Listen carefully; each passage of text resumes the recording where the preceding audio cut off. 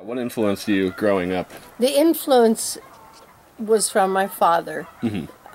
Mom was the business person in the family, and Dad was artistic. Hmm. And he was a pattern maker, and I always preferred to hang with him. Uh-huh. And it was interesting if everybody did a project and they pasted it and glued it, it was done the way the teacher told you to do it. I always had to embellish it, had to add more color, more things. You know, it wasn't never done. I just always known if I couldn't, this is on my website, but if I couldn't wait to get up in the morning, didn't want to go to bed at night, it's because I was doing something with my hands. I always made Christmas presents up to 100 a year, and they could be portraits of someone's home. The joy was in giving. I loved when I would do a portrait of somebody in my family. Just the look on their faces, the appreciation that I took that time to do their child, and I spent that kind of time with their child, eye to eye, on off of a photograph. But anyway, the joy of giving was my whole thing. Well, that's awesome. Yeah, and that it was such a joy for me because I would get in that state, and that what do you call it when you're in the whatever, the groove or wherever you are. But it could be for making dough people. Yeah. I mean, it's just so concentrated on what I'm making. And I never got those kind of rewards in the business world. Have your influences changed over the years at all since what they started as a child? I studied with a guy named Thomas Layton in San Francisco, and he was portraits, and that was just like being with the best of the best. In retrospect, or looking back, I can't believe I was really with him. But the artists up here are so giving of any advice they can give you. They seem to have no secrets. If they learn something, they'll share it with you. I didn't start painting until we retired. And then I joined a club, and Pioneer Arts is the one club up here.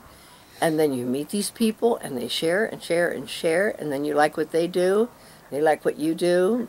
People want to learn from me, which I love. That's I great, want to learn from them, which they love.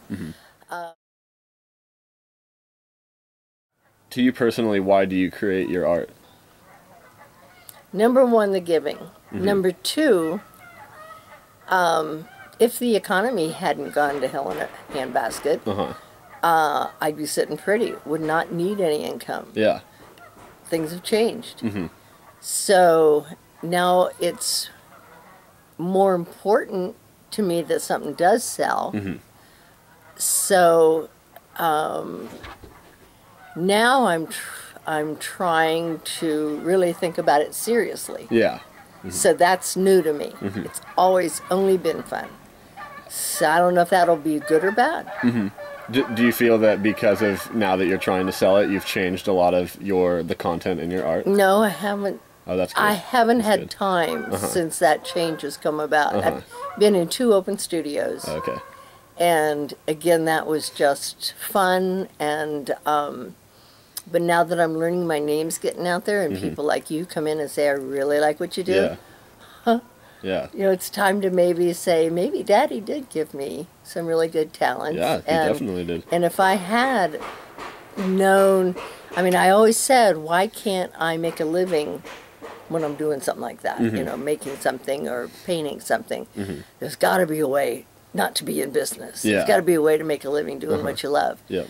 And if I had really followed that, there aren't many artists I've ever met that could make a living. Yeah, definitely. And but there's so much online stuff now. There's another influence. To be able to go online and meet all the artists you want, Yep. and look at their art. Yep.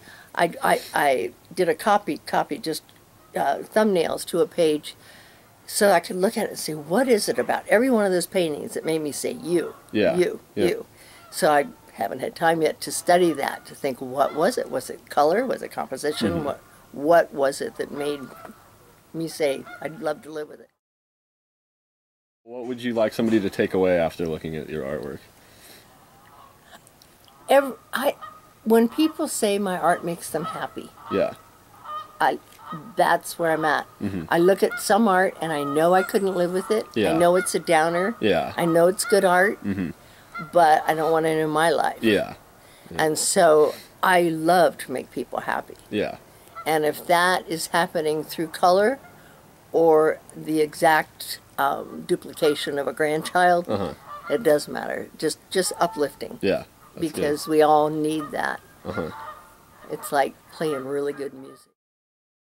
Feel that you need to have art in your life. It is a necessary thing. Yes. Yeah, very much so.